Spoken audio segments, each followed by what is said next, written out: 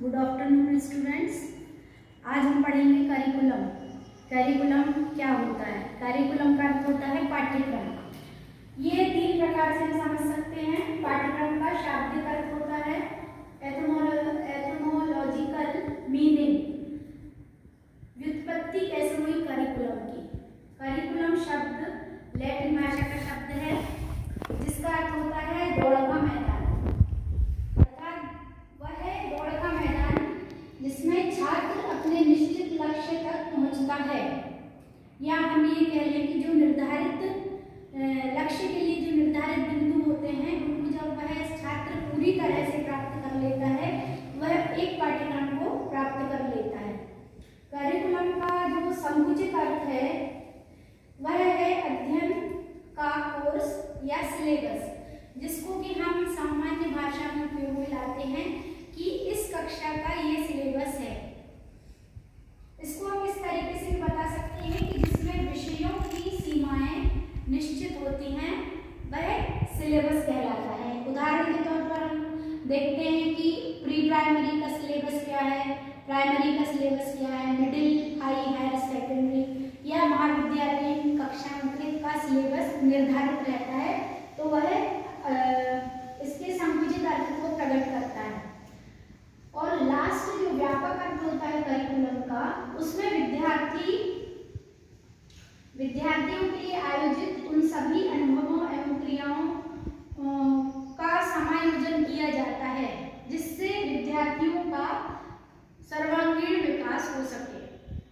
मतलब यदि हम किसी कक्षा का नए पाठ्यक्रम का निर्माण करते हैं तो उस पाठ्यक्रम के निर्माण के लिए हमको विभिन्न प्रकार की दिशाओं में और विभिन्न प्रकार के बिंदुओं का ज्ञान होना आवश्यक है, जिसको कि हम व्यापक अर्थ में इस तरीके से एक्सप्लेन कर सकते हैं। अब पाठ्यक्रम के उद्देश्य क्या होते हैं? पाठ्यक्रम जब हम निर्माण करते हैं तो उसके एम्स क्या होते हैं, किन उद्देश्यों को लेकर पाठ्यक्रम का निर्माण किया जाता है?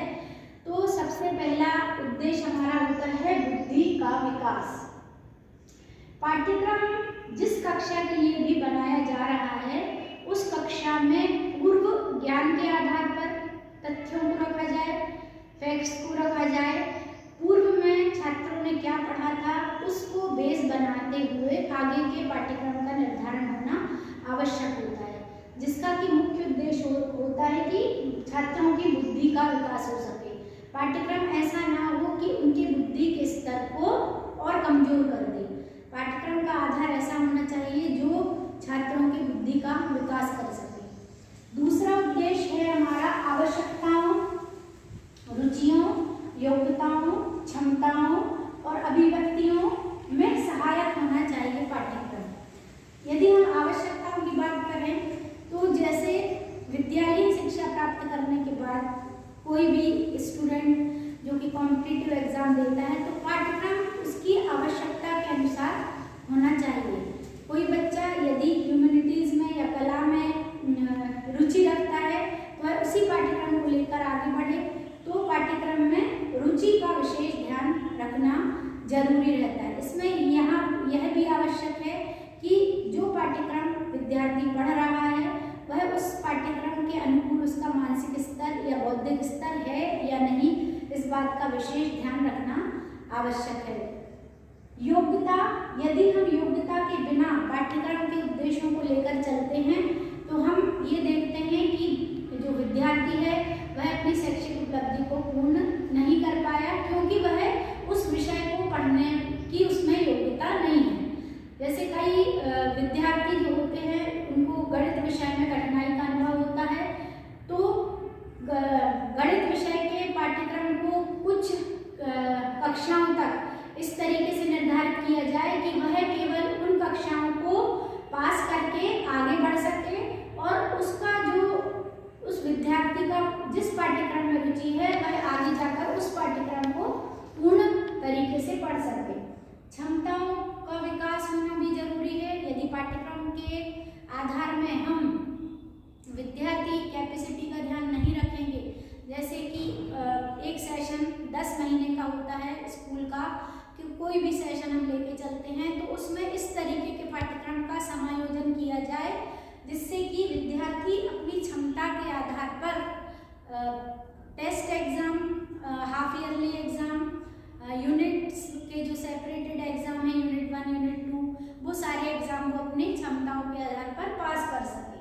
और अभिव्यक्ति मतलब अपनी चीज को प्रेजेंट करना एक पाठ्यक्रम में ये सिखाया जाना अति आवश्यक होता है, या उसका उद्देश्य इस तरीके से होना चाहिए कि वो कोई भी प्रकार लेके, चाहे वो प्रोजेक्ट के माध्यम से, चाहे वो पावर पॉइंट के माध्यम से, किसी भी तरीके से वह अपने विषय के ज्ञान की अभिव्यक्ति कर सके। ये भी बहुत आवश्यक है पाठ्यक्रम के निर्माण में। तीसरा जो मुख्य बिंदु होता है पाठ्यक्रम के निर्माण का, मूल्यों के निर्धारण के योग्य पाठ्यक्रम होना चाहिए। हमारा पाठ्यक्रम इस तरीके से निर्धारित हो कि उसमें वैल्यू की चीज़ें सिखाई जाए। जो वैल्यू हमारे हैं, जैसे हमारी नैतिक वैल्यूज़ हैं, हमारे नैतिक मूल्य हैं, हमारे धार्मिक मूल्य हैं, हमारे सामाजिक मूल्य हैं, हमारे राजनीतिक मूल्य हैं।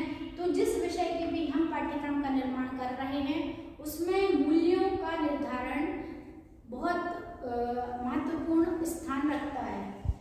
फोर्थ बिंदु है हमारा वातावरण का सृजन। पाठ्यक्रम का निर्माण का आधार इस तरीके से होना चाहिए कि पाठ्यक्रम पढ़ते समय बच्चों के अंदर क्रिएटिविटी डेवलप हो, मतलब सृजन का निर्माण कर सके, वो नवाचार कर सके, नई नई चीज़ों को सीख सकें, उनमें जिज्ञासा हो नई चीज़ों को सीखने की।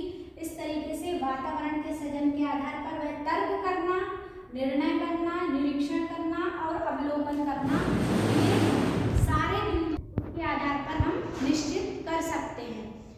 तर्क लॉजिकल वह सोच सकता है कि यदि ये पत्ता हरा है तो ये पत्ता हरा क्यों है, या जो यदि साइंस स्टूडेंट है, मैथ्स स्टूडेंट है, तो वह उन कारणों का पता कर सके। तो ये कारण पाठ्यक्रम के आधार में रखना बहुत आवश्यक होता है। नेक्स्ट पॉइंट हमारा होता है देशभक्ति की भावना का विकास। हमारे पाठ्यक्रम में जो भी आधार रखे जाते हैं, जैसे हिंदी का पाठ्यक्रम देखा जाए या नागरिक शास्त्र का पाठ्यक्रम देखा जाए, सिविक्स का पाठ्यक्रम देखा जाए, और जिन विषयों में भारत के संविधान की शिक्षा दी जाती है, तो उन विषयों में जो भी हमारा आधार रहता है उसमें देशभक्ति की भावना का विकास होना आवश्यक होता है। इस तरीके से यहाँ पर ये बिंदु रखना आवश्यक होता है। नेक्स्ट पॉइंट हमारा होता है सत्य, सेवा, परोपकार और सहयोग की भावना का विकास। हमारा पाठ्यक्रम विद्यालयीन स्तर पर, चाहे महाविद्यालयीन स्तर पर, चाहे जो अलग अलग विद्यालय के स्तर होते हैं, उन सभी में इस तरीके का पाठ्यक्रम हो कि विद्यार्थी आपस में सत्य, सेवा, परोपकार और सहयोग की भावना का विकास कर सके।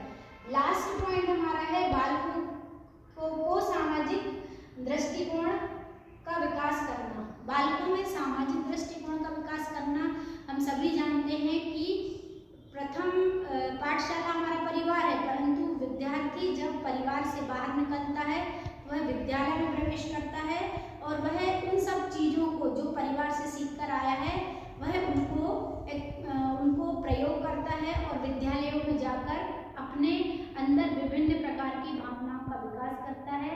तो पाठ्यक्रम इस तरीके के का होना आवश्यक होता है कि वह अपने पाठ्यक्रम को जो वो है पढ़ रहा है उसके द्वारा अपने सामाजिक दृष्टिकोण का विकास कर सके, सहयोग की भावना का विकास कर सके और अपने सीमाओं का ध्यान रखते हुए अपना सर्वांगीण विकास कर सके। नेक्स्ट पॉइंट हमारा है पाठ्यक्रम के प्रकार, types of curriculum. Types of curriculum में सबसे पहले होता है बाल केंद्रित पाठ्यक्रम, सेकंड होता है विषय केंद्रित पाठ्यक्रम, थर्ड होता है अनुभव केंद्रित पाठ्यक्रम, फोर्थ होता है शिल्प कला केंद्रित पाठ्यक्रम, फिफ्थ है कार्य केंद्रित पाठ्यक्रम, सिक्स्थ है संबंधित केंद्रित पाठ्यक्रम और लास्ट है ना कोर केंद्रित पाठ्यक्रम। तो सबसे पहला जो पाठ्यक्रम है वो होता है चाइल्ड सेंटर्ड, नेक्स्ट होता है सब्जेक्ट सेंटर्ड, थर्ड होता है एक्सपीरियंस सेंटर्ड और फोर्थ होता है art and craft centred, fifth होता है एक्टिविटी सेंटर्ड, सिक्स्थ होता है कोरिलेट सेंटर्ड और लास्ट होता है कोर सेंटर्ड। तो इस तरीके